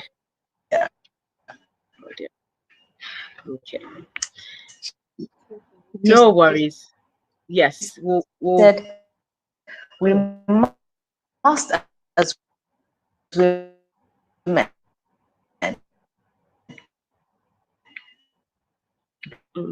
be prepared to take considered. Oh, we've lost her. I'm sure Mrs. O will be back. But very, very insightful contribution from her. And I do hope that people have managed to get one or two pieces of advice from what she's just told us in how to deal with that. Mr. Ali, we come to you and we'd like to ask you about how, because the truth is, DBN caters to MSMEs. That's our main focus, and we have quite a few of them on the call this morning. Now, with the African Free Trade Agreement Act that kicked in January this year, it means that MSMEs, in terms of scope, they've got a lot more of it. What practical advice do you have for MSMEs in Nigeria today that are looking to expand their businesses, taking advantage of what the AFCFTA provides? So I think you can look at it on 2 or 3 levels. I mean, the first thing is that the AFCFTA came into effect earlier this year. But the truth of the matter is that I think it would really take a little while before its impacts begin to be felt. I mean, there's a lot of work that needs to be done in terms of harmonizing things and opening up things. I think that for MSMEs, my own, at least personal advice on that would be that really what they should focus on is not so much AFCFTA per se, but they should focus on becoming as competitive as possible, both within Nigeria and also compared with, international competition, to the extent that that is possible. Because really, it is their competitiveness that is going to open up the markets for them when they open up. And in the short term, improving or working on their competitiveness will also help their own businesses within Nigeria. Because, again, I'm a big supporter and fan of AFCFTA, and there are many reasons for that, which I don't think we have the time to go into. But I'm also kind of realistic that, it will take a while for this thing to really ramp up. And therefore, you shouldn't kind of divert your focus just purely on that, but rather look for things that you can do that will position you well for when things start to open up, but also will help your business in the here and now. So that would be my advice to entrepreneurs. Fantastic and very good advice, actually. Thank you for that. And I think it speaks to a lot of what we've already discussed. So get ready so you don't have to, stay ready so you don't have to get ready when the time comes, is how they say it. But thank you for that. Thank you for that. I don't know if Mrs. Oyagbola is still with us. I know that she was cut off. So I just wanted her to sort of retake what she was saying towards the end there. Mrs. O, are you still with us? Whilst we wait for her, because we are cognizant of time, we have a few questions that have started coming in. And so I think I'm going to just get into that now. And then once we have Mrs. O back, she can finish her last statement. I've got one from Benga Folari, who says, how do we move women's involvement in politics from Asoebi wearing, singing and dancing rally supporters and token appointments to actual executive and leading roles, e.g. candidacy, not just running mates? Interesting one. And I'm thinking, who on the panel should take this? Maybe Jola wants to give it a go, actually. I didn't get the first part of the question. So essentially, I think Benga Folari is asking how we can get more women to run in terms of politics, as opposed to just being running mates. So I think, it's multifaceted, I think, in terms of getting, and it's the job or the work that we're doing in terms of kind of advancing the cause of gender equality. So in getting women to run now, there's a lot we can do now, but there's a lot that we can begin to do so that the women or the girls that we're breeding come up differently, right? And they show up different, and we're already beginning to see that. So it's making sure that we support the girl child education, at the foundations, first of all, making sure that we give girls an equal opportunity to actually succeed in life, to actually get an education, to actually be able to fulfill their dreams, making sure that even men, that we're raising boys and men as well, that also are able to take on this kind of shifts that we're seeing as well. Because, in a country like Nigeria and a continent like Africa, where patriarchy is still quite high, we need to also do a lot of work in educating on the other side as well. Because there's no way, women are going to be leading if they don't have the support of their male counterparts. So I think I'll take it from the perspective of doing the work early, so that in the next 10 years, 15 years, 20 years, we're not talking about women running, it becomes normalized. Also, one thing that I completely believe in is signaling, right? So when I look at Okonjo-Iweala, when I look like Mrs. Oyebola, people like this, they need to be there. We need to keep seeing them. Everyone else needs to keep seeing them and know that, okay, it's possible. The fact that Dr.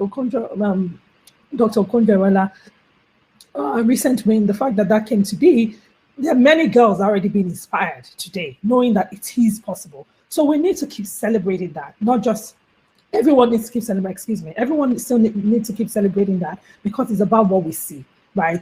That also encourages others also step on the plate and actually go wrong or go do things. Fantastic. Thank you. Thank you, Jola. That was very, very insightful. I have another question. Sorry, Mrs. O, are you back? We wanted you to sort of reprise the end of your last Mr. statement. Ali wanted to add to that, I believe. Ali? Yeah, can I add something quickly to that point? So as I said earlier in answering a different question, women make up roughly half the population, which means they actually also make up half the votes. And therefore, I think that the other thing that women need to do is to use their vote to let politicians know what they really want. I think that is very important, because at the end of the day, yes, our voting system is flawed and all that, but, politicians do respond to incentives, and the incentives that politicians, the real incentive for politicians, at least, once every 4 years, is that they want your vote. And so therefore, I think that, if women can, and not just women, but if women can kind of organize and, deploy their votes in a way that sends a message, I think that would also help, and maybe help a little bit faster than some of the things that Jola was saying, which I agree with, but, are just more long-term type of solutions. Thanks. Right. Thank you very much for that, Mr. Ali. Thank you. Nkem, there's a question here that I want to direct at you, and it talks about how women, so divorcees, widows, how they can target support. How can we track them, better? I don't know if you have any answers to that, but indeed, how can we identify them, and what's the best way to sort of support that segment? So talking about divorcees and widows. Okay, so for us, one thing that has worked for us, because people know us and we've built track record, so we work with, they have associations, so like for the widows. So when COVID-19 hit, we had to go share food palliatives, and what we did was walk through the associations of, like in Amu Word of Fame, we have like association of widows. Then these women, they do word of mouth. So because we work with this pool of women, we have women that have lost their husbands. We have women who know that this woman has lost her husband. So we get referrals from these people, and we actually send a team to go do field work to identify these women. So we actually get these women through referrals, sending our team on field work, and we walk through association. So like what we do for the other women, so we have this conversation with them. Do you want to learn a skill? If it's the skill, we empower you with a skill and a startup material. So, or are you currently running a business? We teach you how to run that business properly, sustainably, and we help you with access to finance. So that's what. Fantastic. Thank you. So I think that's a very, very practical answer to the question, actually. So already you have the Mama Money enterprise that can help in terms of identifying and then empowering well, all women really, and some men, since we have a Papa Money now. So the next question, Mrs. O, you're back. We actually have a question for you, but I was wondering if you wanted to finish the tail end of your last statement, because that's when we lost you.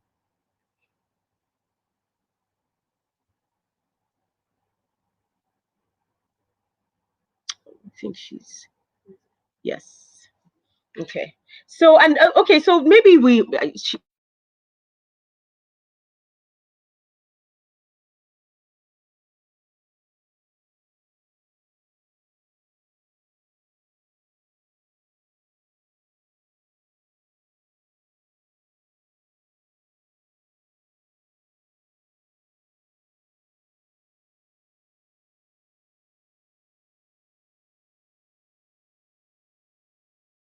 So I don't know where we got caught up. What I was just trying to say was that we want to get everything right, and we don't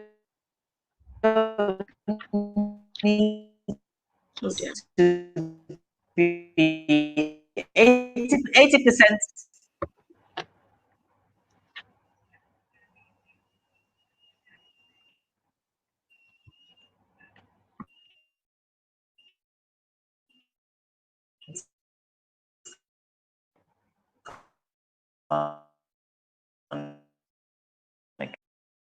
Again.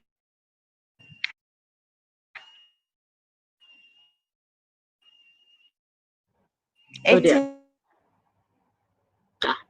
Okay, so Mr. Ali, would you mind maybe answering the question for us, Mr. Ali, about mentoring and creating, approaching a mentor and creating a structured mentoring relationship?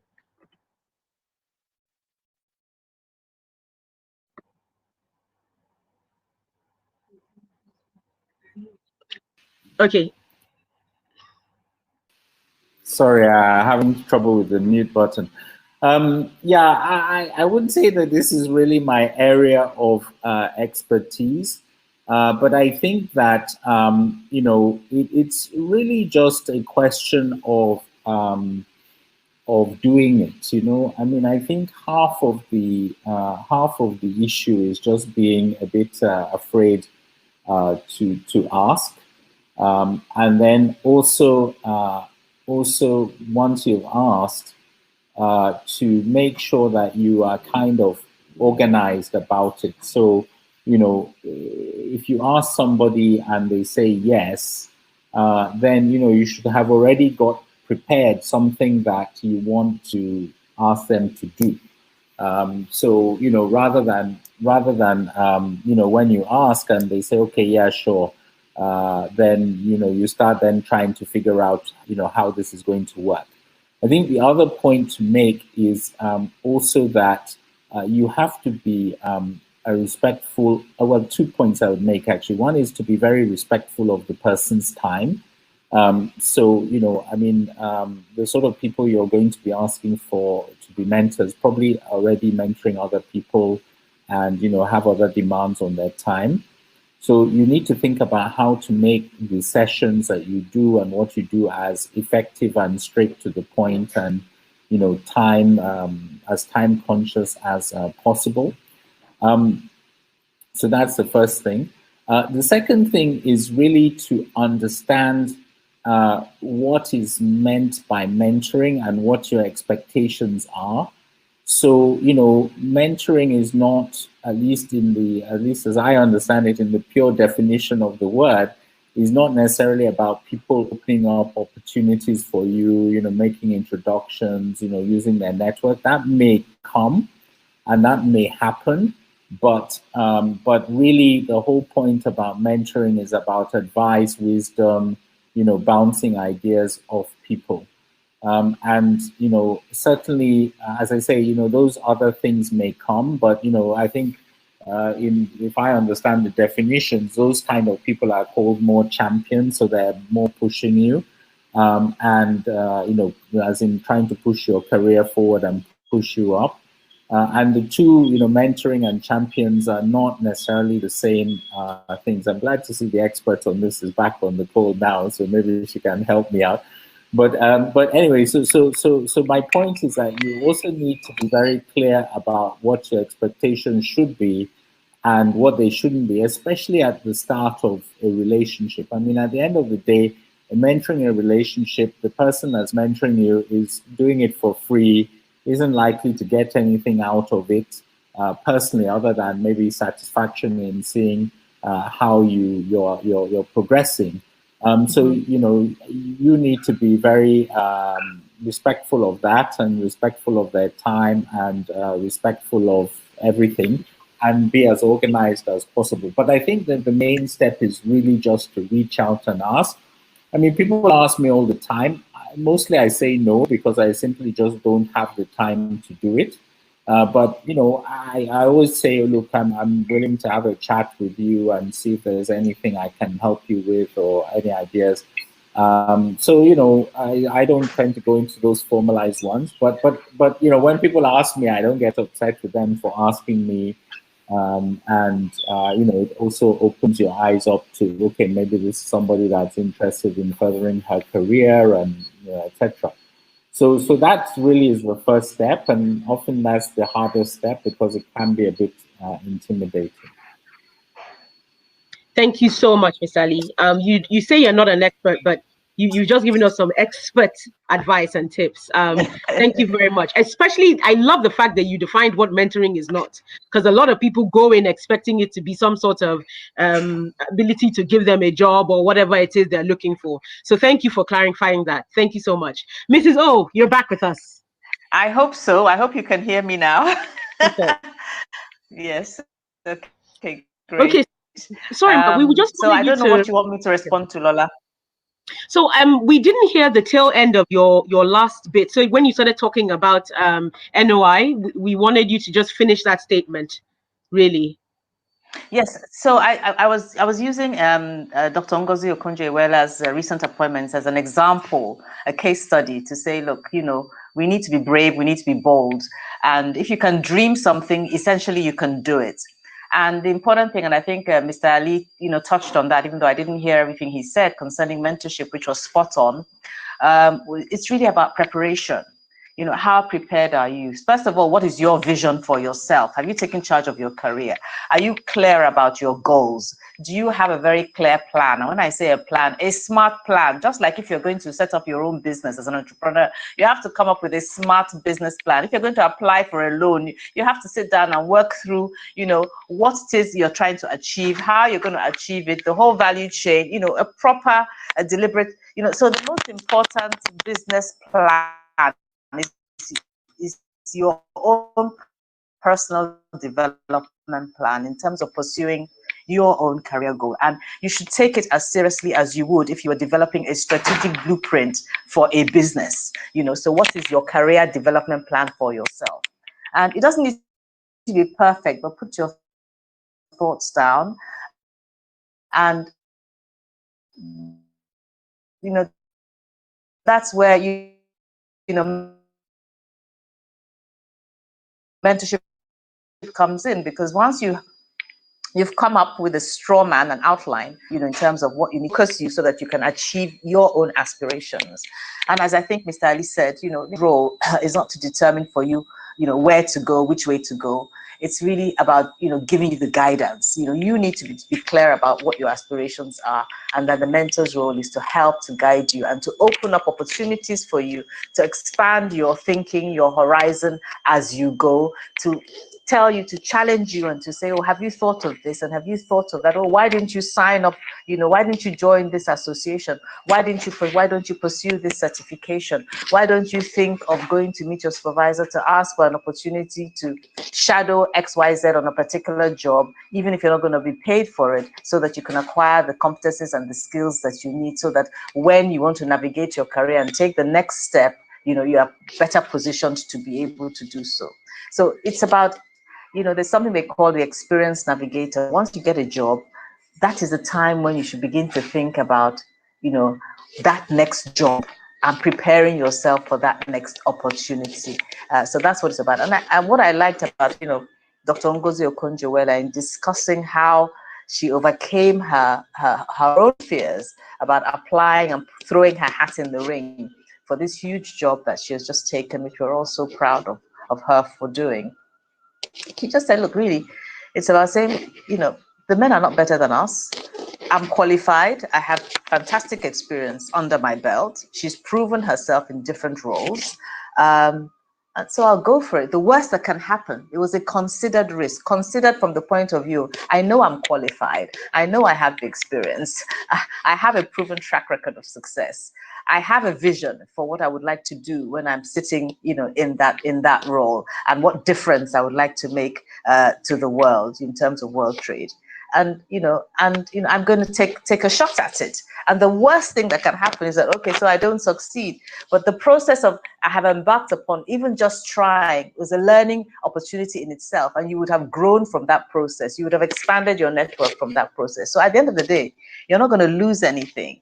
And we need to really sort of we women get our egos out of our way and not be afraid to fail.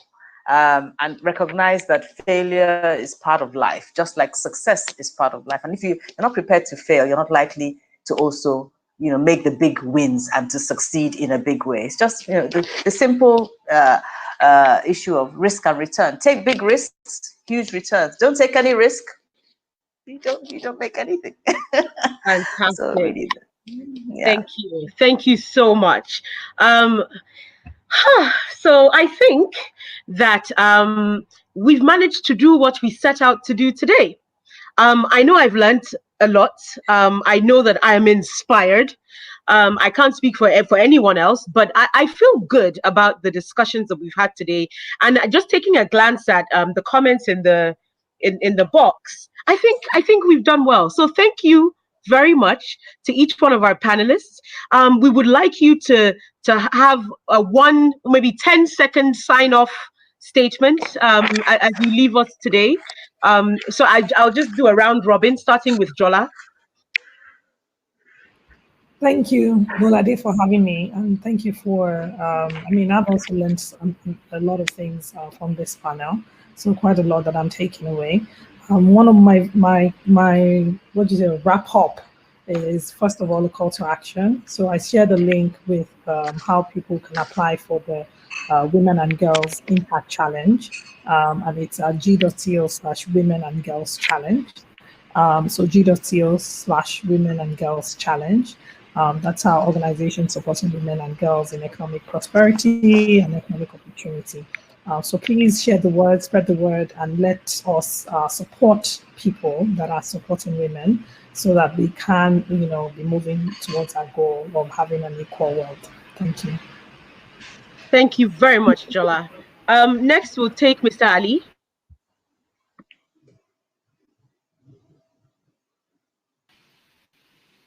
Yeah, thank you. It was my pleasure being on this panel, and despite being intimidated by all the women, I think it went quite well.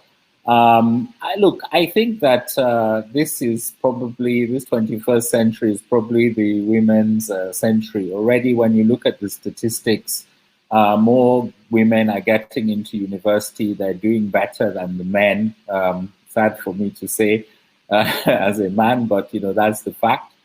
And I think that the trajectory is going to be up, but that doesn't mean that there's not a lot of hard work to be done to ensure that women have their proper place in society. Just to say, also the charity I mentioned, their website is africangifted.org. So if you're minded, please go and look at that. And as I said, they're always on the hunt for donations. So I'm sure they'll be very happy if anyone is inclined in that direction. But it's been my pleasure and honor to be on this panel. So thank you very much. Thank you, sir. We've loved having you. Thank you very much. Nkem, you're next. So thanks, DBN, for having me, and it's been such a great honor to be on this panel with my mommies and daddies. So it's an honor. So for me, I would say we have to do something fast. So Nigeria has been termed the country with the highest number of poor people, and we know that the larger percentage of these are women. So what do we need to do? So for support organizations supporting women, so if you're called to help women to access to finance, educating young girls, creating opportunities for women, mentoring women, it's very, very, very key. So like I shared my story, a woman, if I had started, someone invested in me, and the investment has brought about the upliftment of over 7,000 women. So imagine 1,000 of Nkem Okocha in Nigeria, or 10,000 of Nkem Okocha in Nigeria. Imagine what that would do for our economy. So invest in women, and if you're led to do that through our platform, it's mamamoney.org. That's mamamoni.org. Thank you, and happy International Women's Day. Thank you so much, Nkem. Thank you, thank you, thank you. It's been such a pleasure to have you on here today. Mrs. O, are you with us? Oh, I think, yes, she is. Fantastic. A few parting words?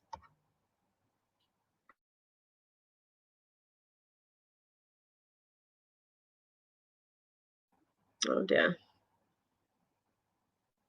Oh, I think we might have lost her. Mrs. O, are you with us? I think she's frozen. I think she's frozen, and that's a shame. We would have liked to hear a few parting words from her, but we must move on because of time. And at this point, I hand the reins back over to the MC. Thank you all for listening in today. Thank you to our awesome panel. You guys you've made my entire month. Happy International Women's Day, everyone.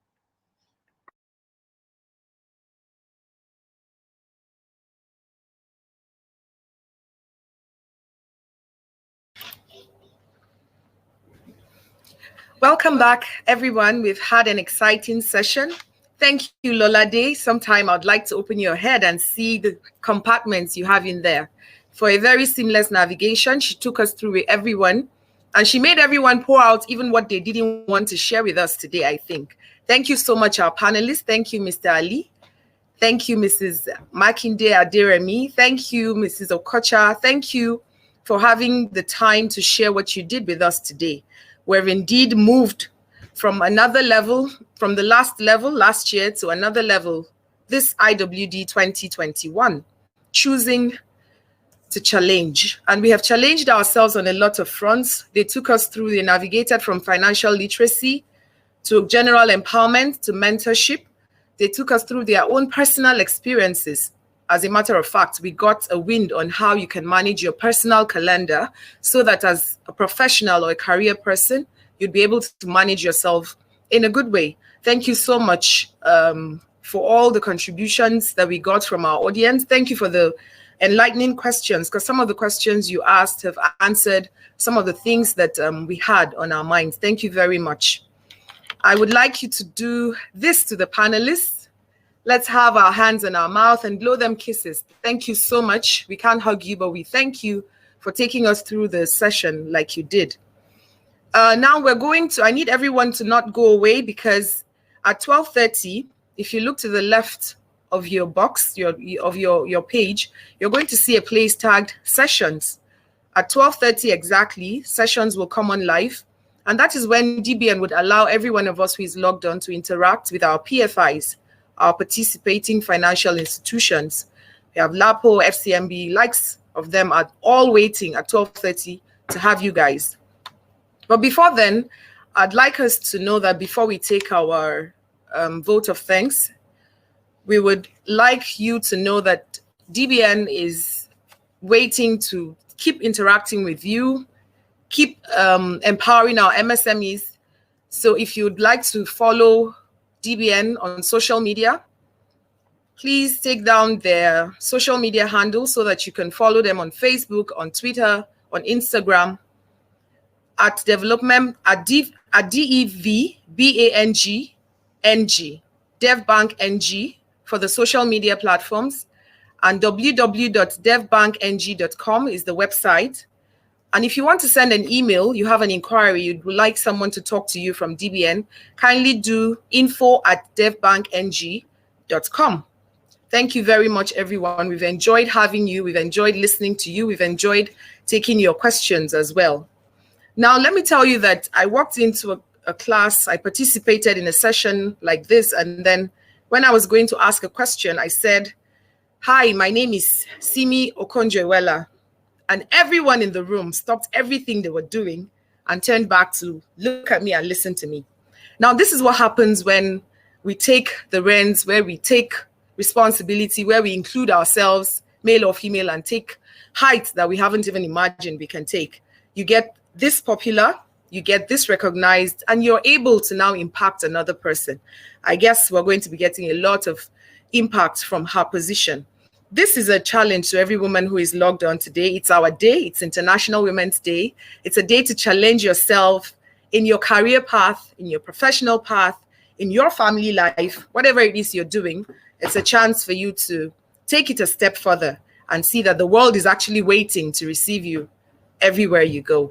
Thank you very much. To close the session, before we go into our PFI sessions, like I said earlier, we'll take a vote of thanks. We'll be taking the vote of thanks from Aisha Kwerega. Aisha is with DBN here. She's in our Business Development Department. She will be closing the session with a vote of thanks. Aisha.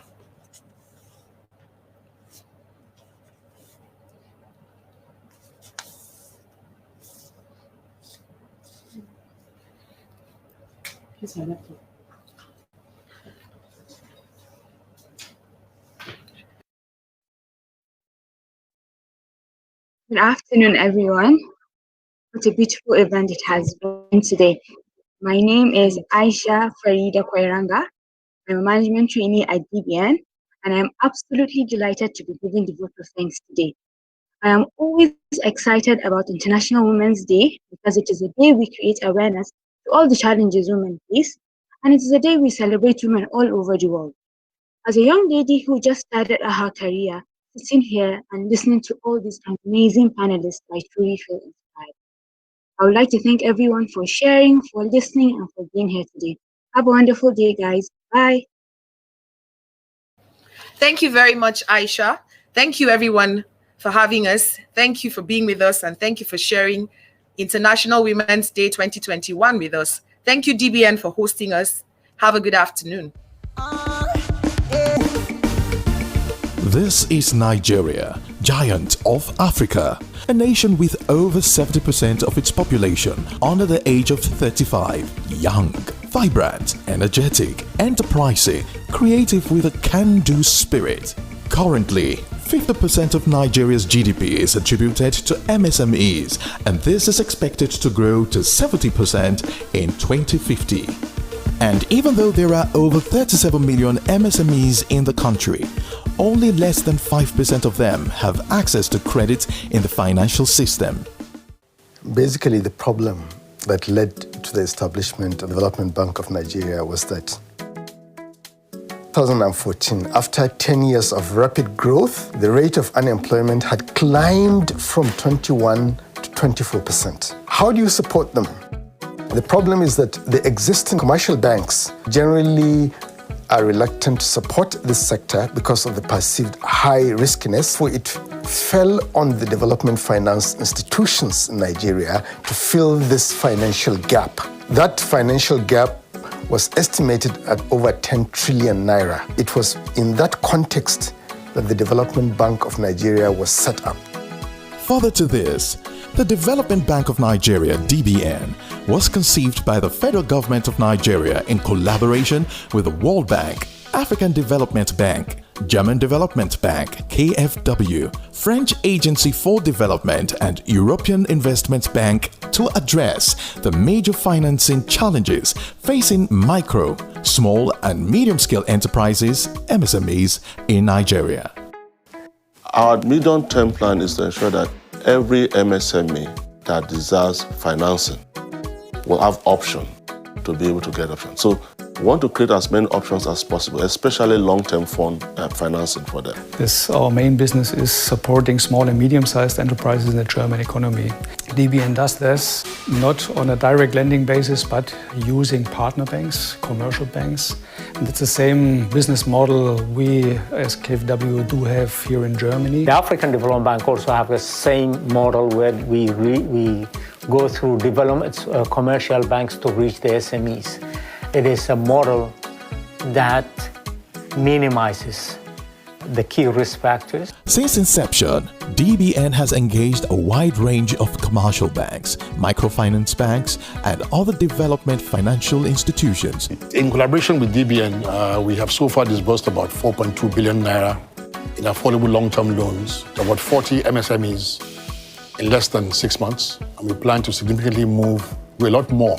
We basically got into a relationship and set aside enough money at that time to support women together. Okay, not a large amount of money initially. We started from 10 billion naira, and the whole idea is come down the value chain, support small-scale businesses. Financial institutions should approach DBN for on-lending facilities in order to build up their liquidity and ultimately meet the credit needs of their clients. Development Bank of Nigeria altogether has provided a credit facility line of 930 million to the bank, initial 100 million and subsequently 230 million. EcoBank is here to support you. DBN is here to support EcoBank to support you. So you got a double assurance of continuity. Undoubtedly, the MSME sector is critical to the development of the Nigerian economy as it possesses great potential for employment generation and output diversification. Here are a few who have real-life stories. I cook for my neighbors. Most of them work, and a lot of time they ask me to make some food for them. And at a time, it was like you could actually do this in big time. And, that was how Lably was conceived. We thought of expanding the business, but then we were restricted with fund. The DBN loan was introduced. I heard about DBN through TV adverts. There was need to get a loan to facilitate the growth of this school. And what fascinated me about it is that the process did not take a long time.